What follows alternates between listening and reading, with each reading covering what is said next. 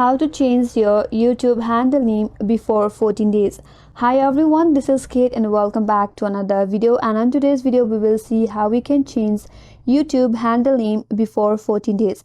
So without any further delay, let's get started. First of all, launch the YouTube application. Once you have opened it up, tap on the profile icon from the bottom right corner. Tap on View Channel. And then tap on this edit icon from the top right corner. There, just below your profile name, there you can see your handle name.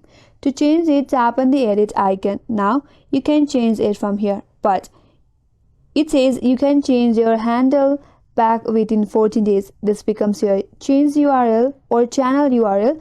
Handles can be changed twice every 14 days, but if you have already changed your handle name twice and again you want to change the handle name before 14 days, so here is how you can do it. You can close this all and then open up Google in your device. Tap on the search bar and then search for YouTube support. Under this, tap on the first link that says YouTube help.